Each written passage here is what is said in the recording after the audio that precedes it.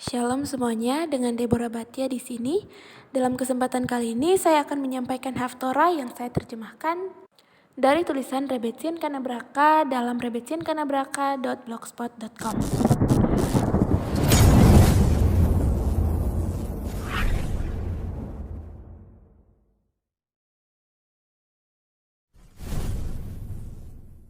Haftorah Nasyo, pelajaran tersembunyi dari wanita tersembunyi.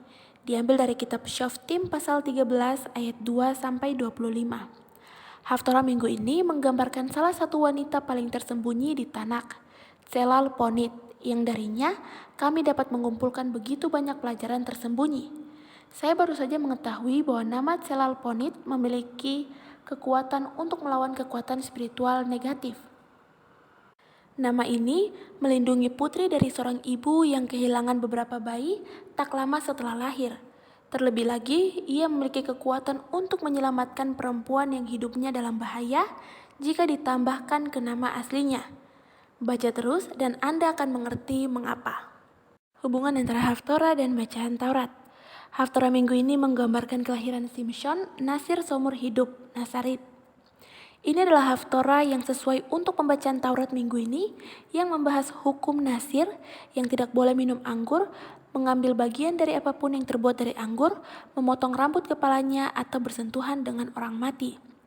Di Parasyat Naso, hukum Nasir mengikuti kisah malang dari Sota, wanita yang dicurigai melakukan persinahan untuk mengajari kita bahwa siapapun yang melihat Sota dalam aibnya akan bersumpah untuk tidak minum anggur, seperti halnya Nasir. Sebaliknya, Haftorah kami meramalkan kelahiran Simson, yang seharusnya menjadi Nasir sejak dalam kandungan, bukan sebagai akibat dari cacat moral wanita manapun, melainkan itu adalah kebaikan ibunya, istri Manoak, yang membawa tentang kelahiran Simson. Bagian berikutnya manfaat istri Manoak. Seorang malaikat Hashem menampakkan diri kepada wanita itu dan berkata kepadanya, "Lihatlah sekarang kamu mandul dan belum pernah melahirkan. Kamu akan mengandung dan melahirkan seorang putra. Akibatnya, waspadalah sekarang dan jangan minum anggur atau minuman keras, dan jangan makan apapun yang najis, karena kamu akan mengandung dan melahirkan seorang anak laki-laki, dan pisau cukur tidak akan sampai ke atas kepalanya, karena anak itu akan menjadi nasir bagi Tuhan dari dalam rahim, dan dia akan mulai menyelamatkan Israel dari tangan orang Filistin." Dan wanita itu datang dan berkata kepada suaminya, "Berkata seorang hamba Tuhan datang kepadaku, dan penampilannya seperti penampilan malaikat Tuhan. Sangat mengagumkan, tetapi aku tidak bertanya dari mana dia adalah, dan namanya dia tidak beritahukan padaku. Tetapi dia berkata kepadaku, lihatlah, kamu akan mengandung dan melahirkan seorang putra. Dan sekarang tidak minum anggur atau minuman keras, juga tidak makan apapun yang najis. Karena anak itu akan menjadi nasir untuk Tuhan sejak dalam kandungan sampai hari kematiannya." Dalam Shoftim 13 pasal 3 ayat 3-7. Mengapa malaikat itu menampakkan diri kepada istri Manoak dan bukan kepada Manoak? Mungkin karena malaikat muncul tanpa doa atau persiapan dan pengalaman kenabian spontan lebih banyak terjadi pada wanita. Malbi menjelaskan bahwa alasan mengapa malaikat tidak menampakkan diri kepada Manoak melainkan kepada istrinya adalah karena dia lebih siap daripada pasangannya untuk penampakan malaikat. Di akhir Haftorah kita melihat bagaimana istri Manoak unggul dalam emunah, dan melalui tingkat keimanan yang tinggi, dia mampu meyakinkan suaminya yang takut bahwa kita pasti akan mati, karena kita telah melihat malaikat yang saleh. Istri Manoak meyakinkannya, seandainya Hashem ingin membunuh kita, dia tidak akan menerima dari tangan kita persembahan pengangkatan dan persembahan makan, juga tidak akan menunjukkan kepada kita semua ini, dan ia juga tidak akan membiarkan kita mendengar kabar seperti itu saat ini. Dia mengerti bahwa jika Hashem ingin mereka mati, dia tidak akan mengirim mereka malaikat yang memberitahu mereka bahwa mereka akan melahirkan seorang putra yang akan melawan orang Filistin. Bagian berikutnya, belajar emunah dari istri Manoak. Meskipun istri Manoak telah menyaksikan mujizat yang jauh lebih sedikit daripada Am Yisrael di gurun, dia harus banyak mengajar orang-orang Yahudi di padang gurun. Seandainya Orang Yahudi di gurun saja yang menggunakan prinsip berpikir istri Manoach, banyak keluhan dan ketakutan bisa dihindari. Menggunakan logikanya, Rabbi Nebensal menjelaskan bagaimana mereka seharusnya menyadari bahwa jika Hashem ingin membiarkan orang-orang Yahudi mati kehausan di alam liar, dia tidak akan menerima korban pesyak mereka hanya beberapa hari sebelumnya. Dia tidak akan menunjukkan kepada mereka semua keajaiban besar di Mesir dan di laut, dan dia tidak akan menjanjikan mereka masuk ke Eretz Israel. Ketika kita menyerah pada ketakutan irasional, itu adalah yetzer hara, kecenderungan negatif kita yang membuat kita berpikir seperti Manoach daripada istrinya. Jika kita hanya menyadari semua keajaiban tak berujung yang disiramkan Hashem kepada kita setiap hari, tidak akan ada ruang untuk pikiran pesimis. Ketika segala sesuatunya tidak berjalan sesuai keinginan kita, daripada takut bahwa Hashem menghukum kita, kita dapat belajar dari istri Manoach untuk mengenali cinta besar Hashem untuk kita dan bahwa itu semua adalah ujian untuk membawa kita lebih dekat kepadanya. Bagian berikutnya Haslel Poni, wanita bayangan. Siapakah istri Manoach, ibu dari Shimshon?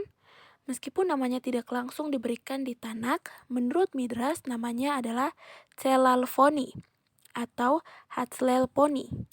Nama ini muncul dalam satu Divrei Hayamim pasal 4 ayat 3. Merupakan nama seorang wanita dari suku Yehuda. Sebagai aturan, terutama laki-laki yang disebutkan dalam silsilah sebagai kepala keluarga, Hatslelponi menonjol.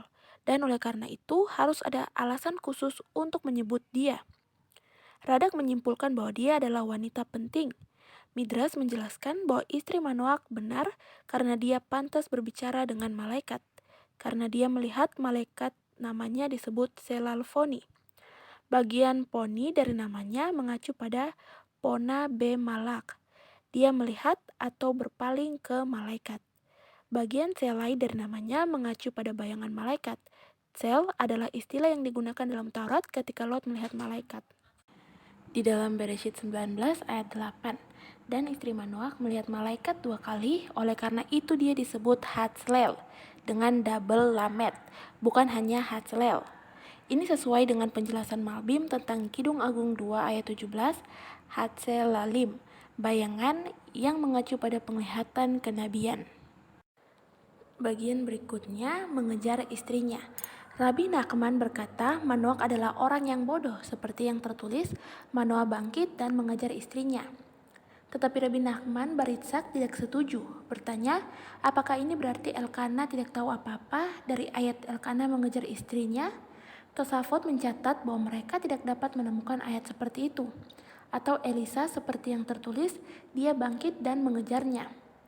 Dalam kasus ini, ayat tersebut secara sederhana berarti bahwa laki-laki itu menuruti nasihat perempuan. Hal yang sama berlaku untuk Manoach yang mengikuti nasihat istrinya. Rabbi Ashi berkata, mengingat kata-kata Rabbi Nachman mengklaim bahwa Manoach tidak tahu apa-apa, tampaknya dia bahkan tidak mempelajari Taurat. Karena ada tertulis, Rivka dan para pelayannya bangkit dan menunggang unta. Dan mereka mengejar lelaki itu. Mereka tidak pergi sebelum orang itu. Bagian yang berikutnya, biarkan pria pergi dulu dan dia akan mengikuti nasihat istrinya. Mungkin salah satu alasan mengapa Kasal mengajarkan bahwa seseorang pria tidak boleh berjalan di belakang seorang wanita, bahkan istrinya sendiri, adalah karena melihat bagian belakang seorang wanita dapat menyebabkan seorang pria memiliki pemikiran yang tidak tepat, bahkan mengenai istrinya sendiri. Menurutku, dia seharusnya tidak memperhatikan bagian belakangnya agar tidak memikirkan dengan cara yang tidak sopan. Sebaliknya, wajahnya harus menjadi yang terpenting di benaknya. Rabbi Nachman di Gemara membela orang-orang hebat Elkana dan Elisa yang digambarkan berjalan mengejar seorang wanita dengan menjelaskan bahwa mereka tidak selalu berjalan setelah atau di belakang seorang wanita dalam arti fisik, melainkan mereka mengikuti nasihat dari wanita yang benar-benar sah. Gemara menyeratkan bahwa wanita memiliki apa yang harus dikatakan bahkan kepada nabi terbesar. Menurut Midrash, Elkana juga seorang nabi. Rabbi Ashi masih bersikeras bahwa meskipun Elkana dan Elisa mengikuti nasihat wanita, dalam kasus Manoach dia bodoh dan tidak hanya di bawah pengaruh istrinya, tetapi dia melakukannya. sebenarnya berjalan di belakangnya. Pasti begitu karena malaikat menampakkan diri kepada istrinya dan bukan kepadanya. Dia sendiri yang tahu tempat malaikat muncul. Namun menurut Rashi, Manoak menuruti nasihat istrinya. Oleh karena itu, kita dapat menyimpulkan bahwa Manoak mengikuti istrinya, baik secara fisik maupun spiritual. Alasan yang mungkin mengapa hanya dapat diterima bagi seorang pria untuk mengikuti seorang wanita dalam arti spiritual, tetapi tidak dalam arti fisik adalah bahwa pada tingkat lahiriah, penting bahwa suami datang sebelum istri. Dengan cara ini, ia perlu merasa penting agar siap mengikuti nasihat internal istrinya. Karena pada tingkat yang paling dalam, wanita yang gagah berani adalah mahkota suaminya. Misley 12 ayat 4. Hatshepsut, ibu dari Shimshon, adalah salah satu dari 7 wanita mandul di dunia sesuai dengan 7 hari penciptaan. Dia berhubungan dengan hari ke-6 penciptaan, hari Adam dan Kava diciptakan. Ramapano mengungkapkan bahwa Tselal-Ponit adalah reinkarnasi dari istri Lamek Tsila yang juga berarti bayangan. Dia memiliki 2 bayangan seperti yang ditunjukkan kata Tselal dan kemudian bereinkarnasi di Kana yang duduk di bawah bayangan Hashem. Kedua wanita ini yang melahirkan pria istimewa setelah mandul memperbaiki Tsila asli yang meminum ramuan untuk mencegah kehamilan sehingga suaminya Lamek bisa menikmati berjemur di bawah bayang-bayangnya yang tak terbagi. Ramapano selanjutnya menyatakan bahwa Tselal-Ponit adalah reinkarnasi dari istri On Ben Pelet yang dia selamatkan, Hitzilah, dari jemaat jahat Korah. Bagian pertama dari nama Tselal memiliki akar yang sama dengan kata untuk menyimpan. Sejak dia menyelamatkan On Ben Pelet dalam reinkarnasinya sebagai Tselal-Ponit, dia pantas melihat malaikat terlebih dahulu. Bagian terakhir dalam reinkarnasi terakhirnya, awan hujan datang pertama. Reinkarnasi terakhir Tselal-Ponit dan Manoak terjadi pada masa Talmud. Abad Kelkia, cucu dari Koni Hama Agal yang terkenal menyebabkan turunnya hujan, adalah Manoak, pria bodoh yang mengejar istrinya. Talmud menceritakan bahwa orang-orang akan datang ke Abah Chilkiah untuk meminta berdoa memohon hujan. Dia mengejar istrinya dan menempatkan dirinya di antara orang bijak dan istrinya karena dia tidak percaya orang bijak untuk tidak melihat istrinya. Apalagi awan hujan lebih dulu muncul dari tempat istrinya berdiri, bukan dari tempat dia berdiri. Alasannya adalah bahwa istri lebih pahala karena dia ada di rumah dan dia memberi roti kepada orang miskin. Dengan cara ini, dia memberi mereka keuntungan lebih dari suaminya yang hanya memberi mereka uang. Alasan lain mengapa hujan turun untuk istri Rabi Kilkia adalah karena lingkungan mereka penuh dengan bajingan.